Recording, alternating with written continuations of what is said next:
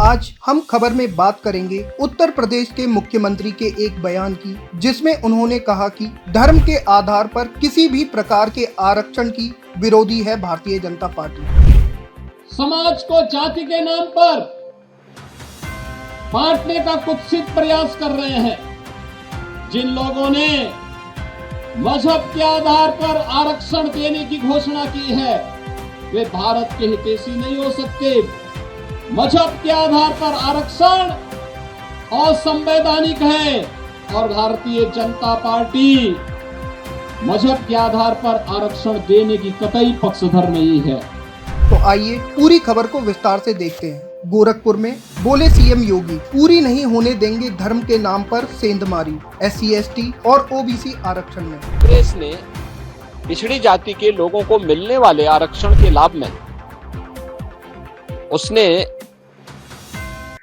सेंधमारी कर दी है। सीएम योगी ने कहा कि संविधान का गला घोटकर पिछड़े और अनुसूचित जातियों के आरक्षण में सेंधमारी कर धर्म के आधार पर एक वर्ग विशेष को आरक्षण देने की कांग्रेस, सपा और इंडी गठबंधन की मंशा देश की जनता सफल नहीं होने देगी। उन्होंने कहा कि भारतीय जनता पार्टी धर्म के आधार पर किसी भी प्रकार के आरक्षण का विरोधी है, क्योंकि भारत का विभाजन धर्म के आधार पर हुआ था, मजहब के आधार पर हुआ था। भारतीय जनता पार्टी इसका विरोधी है, लेकिन अनुसूचित जाति, जनजाति और पिछड़ी जाति को मिलने वाले आरक्षण के लाभ का पूरी तरह पक्षधर है। मुख्यमंत्री योगी आदित्यनाथ का ये बयान मंगलवार सुबह गोरखनाथ मंदिर परिसर में मीडिया से एक बातचीत के दौरान आया है। उन्होंने कहा कि कांग्रेस, समाजवादी पार्टी और इंडी गठबंधन से जुड़े जो दल हैं, इनके इतिहास के बारे में हर व्यक्ति जानता है। कांग्रेस का इतिहास बाबा साहब भीमराव अंबेडकर के द्वारा बनाए गए संविधान का गला घोंटने का रहा है। कांग्रेस का इतिहास बाबा साहब भीमराव अंबेडकर के द्वारा बनाए गए संविधान का गला घोटने का रहा है। बात करें साल 1950 में देश में संविधान लागू हुआ और कांग्रेस ने लगातार अभिव्यक्ति की स्वतंत्रता को रौंदने का प्रयास किया। 1950 में देश का संविधान लागू हुआ और कांग्रेस ने लगातार अभिव्यक्ति की स्वतंत्रता को रौंदने का मामला रहा हो या उसके बाद भी लगातार ये प्रयास किए कि वह संविधान को अपने तरीके से इस्तेमाल करे। जनता का शासन जनता के लिए है, जन भावनाओं का सम्मान हो, ये कभी भी उसने प्रयास नहीं किया। इमरजेंसी के अत्याचार और यूपीए सरकार के पापों को जनता भूली नहीं है। मुख्यमंत्री योगी आदित्यनाथ ने कहा कि इमरजेंसी को देश की जनता आज भी नहीं भूली है। इमरजेंसी ने देश की जनता आज भी नहीं भूली है। ये भी देश के संविधान का गला घोंटने जैसा था। इसके साथ ही कांग्रेस ने यूपीए सरकार के समय जो पाप किया, तब समाजवादी पार्टी और बहुजन समाजवादी पार्टी भी उनके साथ सहयोगी थी। रंगनाथ और सच्चर कमेटी के जरिए पहले भी धर्म के आधार पर आरक्षण की साजिश कर चुकी है कांग्रेस। जब उसने अनुसूचित जाति, जनजाति और पिछड़ी जाति के हकों पर डकैती डालने के लिए, सेंधमारी करने के लिए, उस समय जस्टिस रंगनाथ मिश्रा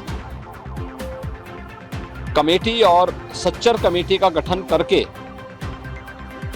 देश भर में संविधान विरोधी कार्य करते हुए धर्म के आधार पर आरक्षण देने का कुत्सित प्रयास किया था। मुख्यमंत्री ने कहा कि तब भारतीय जनता पार्टी ने इसका भारी विरोध किया और भाजपा के विरोध के कारण तत्कालीन कांग्रेस सरकार अपनी मंशा में कामयाब नहीं हो पाई।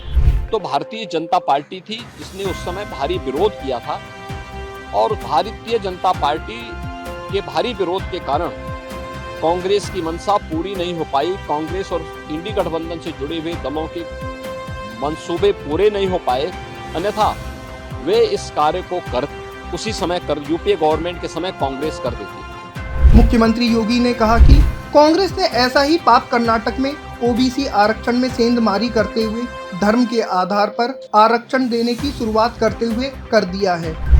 कांग्रेस ने इसकी शुरुआत कर दी है कर्नाटक से। कर्नाटक में कांग्रेस ने पिछड़ी जाति के लोगों को मिलने वाले आरक्षण के लाभ में उसने सेंधमारी कर दी है।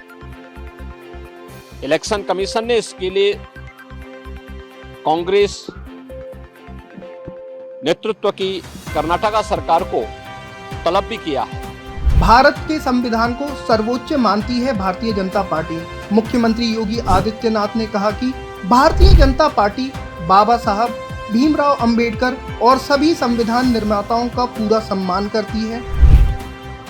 भारतीय जनता पार्टी बाबा साहब भीमराव अंबेडकर भारत के संविधान निर्माताओं का पूरा सम्मान करती है और उनकी जो मंशा थी उस मंशा के अनुरूप भारत के संविधान को सर्वोच्च मानते हुए अपने संवैधानिक दायित्वों का ईमानदारी पूर्वक निर्वहन करने की पक्षधर है।